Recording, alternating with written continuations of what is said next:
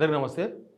రేవంత్ రెడ్డి ముందు ఆయన ముఖ్యమంత్రి అయినప్పుడు, లేకపోతే కాంగ్రెస్ గవర్నమెంట్ వచ్చినప్పుడు ప్రతిపక్షాలకు సంవత్సరం వరకు కాదు, అవసరమైతే సంవత్సరం తర్వాత కూడా పనే దొరకదేమో, ఇంకా పని ఉండదేమో వాళ్ళకి అన్న విధంగా కనిపించింది వాతావరణం. ఎందుకంటే వాళ్ళు ఇచ్చిన హామీలు, తర్వాత అవతల బీఆర్ఎస్ మీద ఉన్న తీవ్రమైన వ్యతిరేకత, బీజేపీ అంతంతనే ఉండడము, ఇంకా ఎంఐఎం కూడా కాంగ్రెస్తో జతకట్టడము, ఇవన్నీ చూసిన తర్వాత ఇక రాజకీయాలు ఇప్పట్లో ఉండవు. ఒక 2 సంవత్సరాల వరకు బహుశా అంత రిలాక్స్ మోడ్ ఉంటుందేమో. ఎవ్వరికి పెద్దగా పని ఉండదు.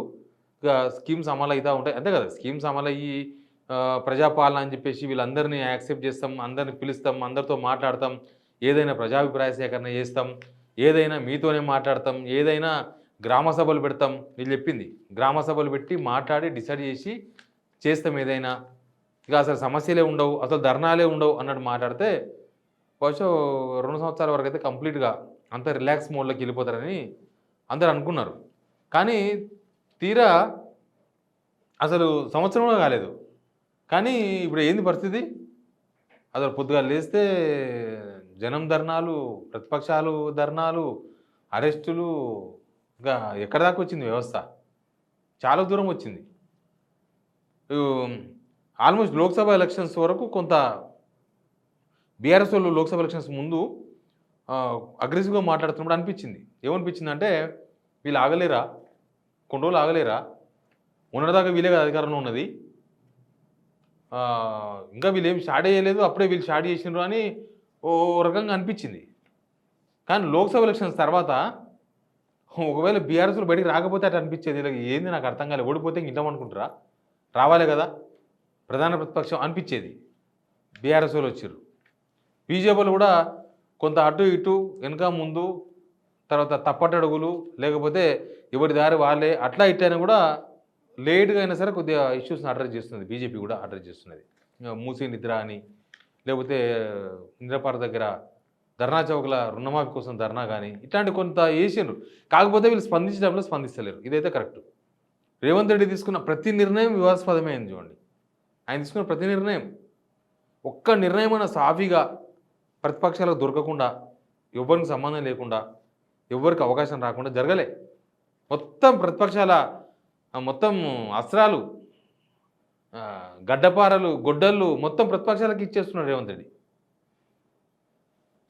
ఆయన తీసుకోవడం కాంట్రవర్సీ కాదు, ఆయన అమలు చేయడం కాంట్రవర్సీ. నిర్ణయాలు ఓకే, నిర్ణయాలు ఒక ముఖ్యమంత్రిగా ఆయన ఏమైనా నిర్ణయం తీసుకోవచ్చు, కానీ దాన్ని అమలు చేసే తీరు ఇంపార్టెంట్. రుణమాఫీ అమలు చేయాలనుకున్నాడు, అది అమలు చేసే తీరు ఇంపార్టెంట్ కదా. మనం ప్రతిపక్షంలో లేము కదా, ఏదంటే అది మాట్లాడి ఇలా మాట్లాడి మళ్ళీ వారం రోజులకు మళ్ళీ ఇంకోలాగా మాట్లాడితే ప్రతిపక్ష వాళ్ళు కొద్దిసేపు జనం అర్థం చేసుకోగలరు, సరేలే ఆయన అధికారంలో లేడు ఏం చేస్తాడని. కానీ మీరు అధికారంలో ఉన్నప్పుడు ఇవాళ ఏం మాట్లాడతారు, రేపు ఏం మాట్లాడతారు, సంవత్సరం తర్వాత ఏం మాట్లాడతారు కూడా మొత్తం రికార్డు ఉంటుంది. అవన్నీ జనాలకు అర్థమవుతాయి. ప్లస్ మీరు తీసుకున్న ప్రతి నిర్ణయం ప్రతిపక్షాలకు అస్త్రాలుగా మారినాయి. ప్రతిపక్షాలు అసలు వాళ్ళ పాపం ఇంట్లో ఉందాం, చూద్దాం, ఒక సంవత్సరం టైం ఇద్దాం అనుకున్న వాళ్ళకు కూడా అవకాశం లేదు.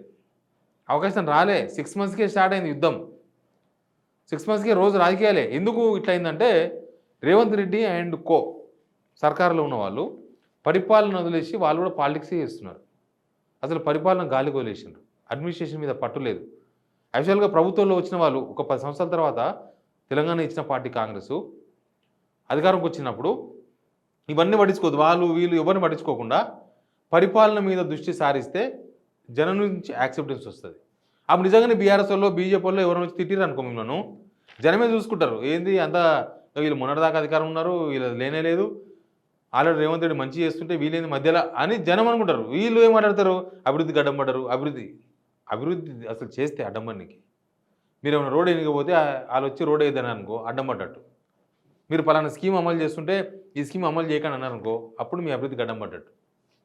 మీరు ఏదో ప్రాజెక్టు తీసుకుంటే ఆ ప్రాజెక్టులో అందరికి న్యాయం జరుగుతుంటే వీళ్ళు మూసీ కట్టాలనుకున్నారు, మూసీ కాడ ఏమో చేద్దాం అనుకుంటున్నారు, అక్కడ జనమంతా యాక్సెప్ట్ చేసినారు అనుకో, అప్పుడు వచ్చి బీఆర్ఎస్ వాళ్ళు, బీజేపీ వాళ్ళు అట్టేటా కడతావు ఇది అన్నారనుకో, అప్పుడు మీ అభివృద్ధికి అడ్డుపడ్డట్టు. వీళ్ళు అట్లేం లేదు కదా, మొత్తం జనమే అడ్డం తిరుగుతున్నారు. ఈ పోలీస్ వ్యవస్థ, టీజీఎస్పీ వాళ్ళే మొత్తం ఫ్యామిలీస్ రోడ్ ఎక్కి సెక్రటరీ ముట్టడించి కాకి డ్రెస్సులతో ధర్నాలు చెప్పిరంటే కొంత అర్థం చేసుకోవాలి. అది కూడా ఒక అస్త్రమే ప్రతిపక్షాలకు. అంటే ఎందుకు ఈ దూకుడు, ఈ దుందుడుకు చర్యలు లేకపోతే ఆ, పరిపాలన మీద దృష్టి పెట్టకుండా కేవలం రాజకీయాల మీద జనాలకు కావాల్సిన రాజకీయాలు కాదు. జనాలకు రాజకీయాలతో సంబంధం లేదు. జనాలకు కావాల్సింది పరిపాలన, సంక్షేమ పథకాలు ఇవి కావాలి. అప్పుడు ప్రతిపక్ష పార్టీలు చేసే రాజకీయాన్ని వాళ్ళే క్వశ్చన్ చేస్తారు. ఏం రాజకీయం చేస్తున్నావా నువ్వు అని. కానీ వీళ్ళ అవకాశం ఇయ్యలే కదా. వీళ్ళే పొద్దుగాలేస్తే పాలిటిక్స్ చేస్తుంటే ప్రతి దానిలో పాలిటిక్సే. డిఎస్సి వాళ్ళు విద్యా కమిషన్ ఆఫీస్ ముట్టడిస్తే వాళ్ళు బీఆర్ఎస్ వాళ్ళు ముట్టడించింది కిరాయి మనుషులు అంటారు. నిరుద్యోగులు ఎవరు ధర్నా చేస్తే వాళ్ళందరూ బీఆర్ఎస్ కాపేపుతారు. టీజీఎస్పీ పోలీసులను కూడా బీఆర్ఎస్ వాళ్ళు అంటారు. మీరే బీఆర్ఎస్కు ఎలివేషన్ ఇచ్చారు. బీఆర్ఎస్కు ఒక పెద్ద ఎలివేషన్ ఏంటంటే ముఖ్యమంత్రి ఎలివేషన్ ఇచ్చుకుంటూ వస్తున్నాడు. బీజేపీ వాళ్ళేమో వాళ్ళు కొంత రేవంత్ రెడ్డితో ఫ్రెండ్షిప్లో ఉన్నట్టు, అప్పుడే ప్రతిపక్షం అని గుర్తు చేసుకొని వాళ్ళు ఏదో చేస్తున్నట్లు, అప్పుడే మామూడే రేవంత్ రెడ్డి అని చెప్తున్నట్లు, అప్పుడే వచ్చేది మా ప్రభుత్వమే అన్నట్లు, ఇట్లా రకరకాలుగా వ్యవహరిస్తున్నారు. బీజేపీ ఒక క్లారిటీగా లేదు, ఒక తాడు మీద ఒక థ్రెడ్ మీద లేదు వ్యవహారం. ఎందుకో మరి వాళ్ళు డిస్టర్బెన్స్ అయినారు. 8 మంది ఎంపీలు గెలిచిన తర్వాత యాక్చువల్గా బీజేపీ ఎక్కడనో ఏమో చేస్తారనుకున్నాం, ఏమీ చేయలేదు. ప్రజా సమస్యలు వచ్చిన ప్రతిసారి పారిపోయారు. టీజీఎస్పీ పోలీసుల మీద కూడా మాట్లాడలే ఎక్కువ వాళ్ళు. నిరుద్యోగుల మీద కూడా మాట్లాడలే, రైతుల మీద కూడా మాట్లాడలే. అసలు ఇష్యూస్ మాట్లాడరు. ఇప్పుడు లగచర్ల ఇష్యూ మీద మాట్లాడుతున్నారు ఎవరన్నా? ఒక్కరు కూడా సప్లై చేస్తలేరు. అసలు మా సబ్జెక్టే కాదు అది అన్నట్టున్నారు. అంటే ఓన్లీ గుళ్ళు అక్కడ జరిగే వ్యవహారమే మా సబ్జెక్ట్ అని డిసైడ్ అయిపోయారు వాళ్ళు. వాడు అక్కడనే ఆగిపోయారు.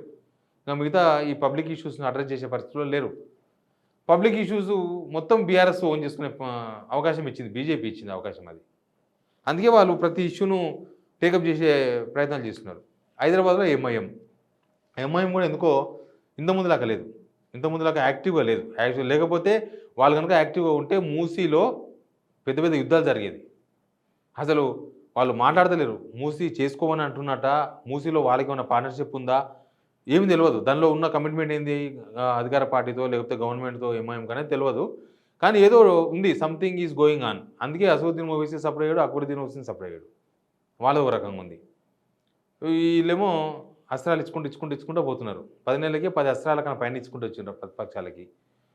100 సంవత్సరాల నిర్ణయం, అప్పుడే వీరికి 100 ఏళ్ళ నిర్ణయం అంటారు కదా, అప్పుడే వీళ్ళకు 100 ఏళ్ళ నిర్ణయం ఈ గవర్నమెంట్కి అయిపోయింది. 100 ఏళ్ళ నిర్ణయ అనిపిస్తుంది. అప్పుడే జనాలు ఎందుకు అట్లా అనొద్దు కదా. ప్రతిసారి జనము కేసీఆర్ ఉన్నాక బాగుండే, ఈయన వచ్చాక ఇట్లా చేసిండ్రు అనే టాక్ ఎందుకు వస్తున్నది? అదొక బిగ్ షాక్ రేవంత్ రెడ్డికి.